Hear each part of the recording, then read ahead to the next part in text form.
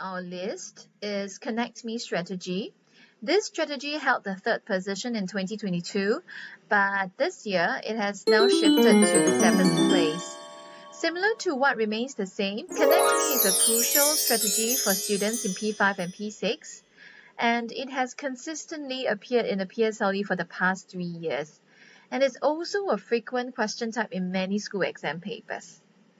Okay, for this question, let's start by writing out the ratio given. Rectangle A to the shaded part of rectangle A is 9:4.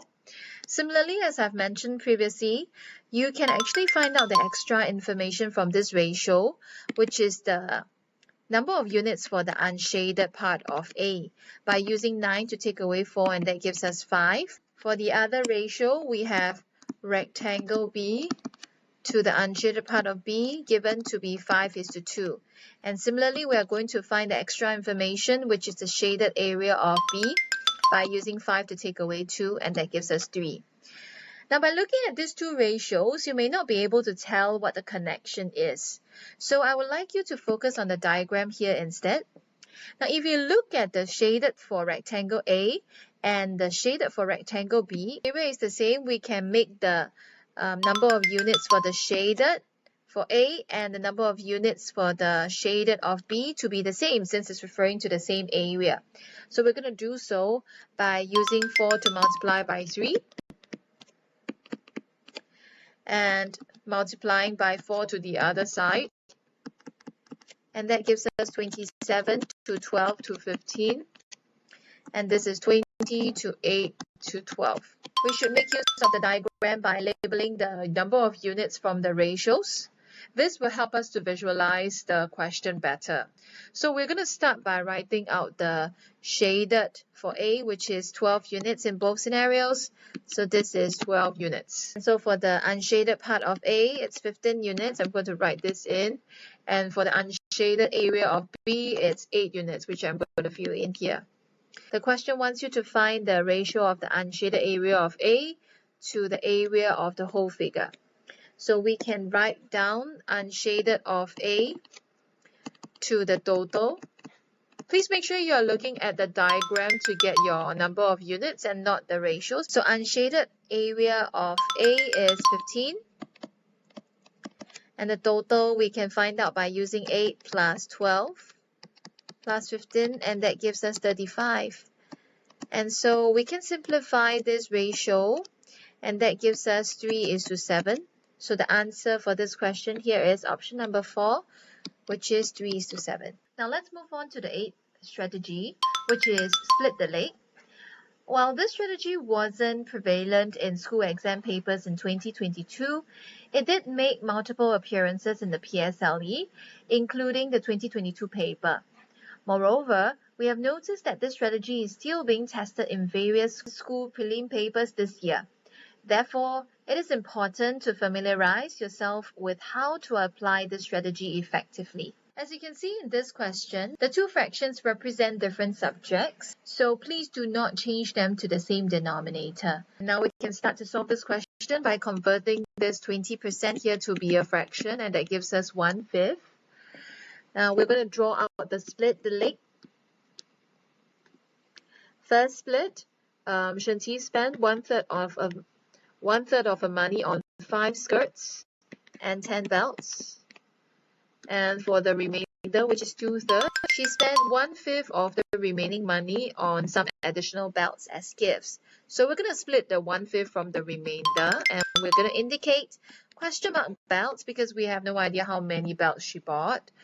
And 4/5 will be the left. Now the final ratios for each leg to be 1/3, 2/15, 8/15. Now that we have found all the final fractions, we have to make their denominators the same by multiplying this by 5.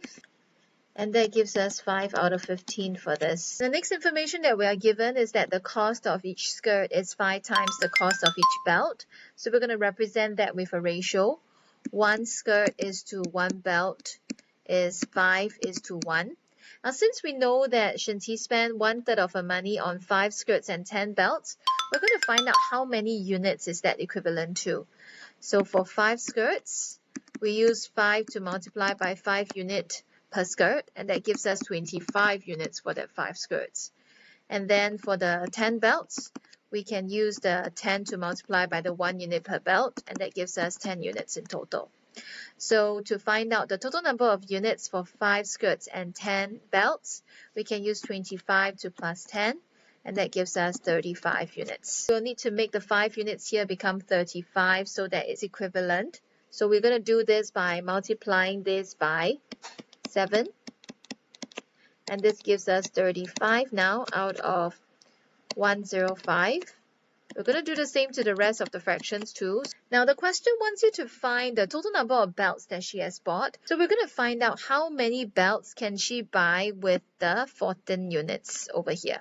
Now since we know that one belt costs 1 unit, with 14 units, she will be able to buy 14 belts.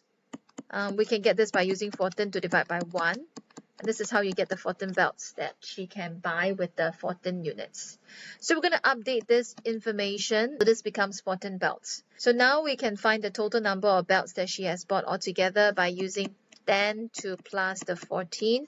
And that gives us 24 belts. So 24 belts is the number of belts that she has bought altogether. Now let's discuss the second last strategy, which is the let's kill. This strategy has shifted down 1 spot to the 9th position. The questions in 2022 school exam papers featured a mix of simple types and more complex types that required the use of let's kill transformers. The latter typically involves questions worth 4 marks or more. Notably, this question type also appeared in both the 2021 and 2022 PSLE papers. Let's delve into how we can tackle a PSLE question using the let's kill strategy. How do we represent this two information to make it useful? So I would suggest you to use a statement to represent these two values. We're going to look at figure 3 to visualize. We are given that this part over here is represented by h, which is the height. This length at the bottom here is represented by h2. Now what about this one in the middle? If you look at figure 1, you will be able to see that this is represented by the base. And the base is made up of length and the breadth. So we can represent this part here with a letter B to represent breadth, or if you prefer to represent it with the L for length, that's fine too. So thereafter, you will be able to represent the first statement, which is 2h plus 1b to equal to the 56 centimeters for stack A. And now for stack B, we're going to do something similar too. So we're going to label this to be h. This is h. And this one is h as well. And then the ones in the middle, we have already chosen that to be represented by B. And so what makes up the 89 centimeters? It is represented by 1, 2, 3h. And 1, 2, 2b. So these are the two statements for the let's kill strategy, and after which you will be able to apply the strategy to solve that 1h is equivalent to 23.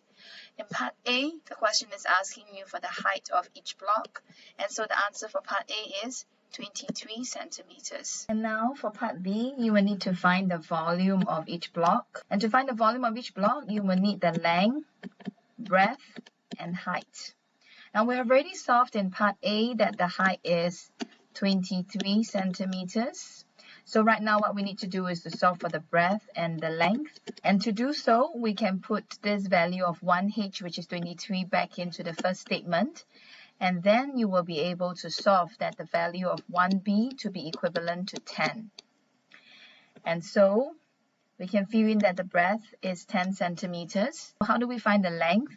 We are given that each block has a square base, and a square base will mean that the length and the breadth are equal. So since we have found out that the breadth is 10 centimeters over here, the length will be 10 centimeters too. So with this information, we will be able to find the volume of each block to be 10 times 10 times 23, which gives you 2,300 cubic centimeters. So for part B, the volume of each block is 2,300. Lastly, we have the sets ratio strategy. If you have been practicing past PSLE papers, you are likely familiar with this question type. As mentioned earlier, this strategy is sometimes combined with Connect Me and Connect Group. While it is a straightforward strategy to apply, some students might find it challenging to identify. So if you are unsure about identifying or applying this strategy, please don't hesitate to seek further clarification from our teachers or request additional practice sessions. Now let's start by writing out the ratio given in this question. Let's write that out. Ratio of A is to B is 7 is to 3. And from the ratio, we can see that there were 7 tickets sold for category A. We are given that Cat A tickets cost $10 for one adult and one child ticket. And so with 7 of Cat A tickets, we can use 7 to multiply by 10, and that gives us 70. And $70 is the cost of the 7 Cat A tickets. For Cat B, each ticket costs $6. So for the 3 tickets here, we will need to use 3 to multiply by 6, and that gives us 18. Now with this information, we will be able to find out that the cost of 7 Cat A tickets and 3 Cat B tickets will cost you 70 plus 18, which is $88. The money collected from the sale of all the tickets was $11,000. So we will be able to make use of this information to find out what is the total number of sets of 88 will make 11,000. So we can use 11,000 to divide by 88, and that gives us 125. This 125 is the number of sets of 88 that will make 11,000. The question wants you to find the number of adults and children who took part in the competition altogether. Look at the one set over here. What does the 7 unit here represent? Now we know that Cat A represents 1 adult and 1 child. So if there are 7 units over here, it will represent 7 adults and 7 children. And for Cat B, we know that it represents 1 child. So with 3 units over here, it will represent 3 children. So altogether in our one set, it is 7 plus 7 plus 3, which gives us 17 adults and children. With 125 sets, we will be able to find the total number of adults and children who took part in the sports competition by using 125 to multiply by 17. And that gives us 2,125 adults and children. So the answer to this question is 2,125 adults and children.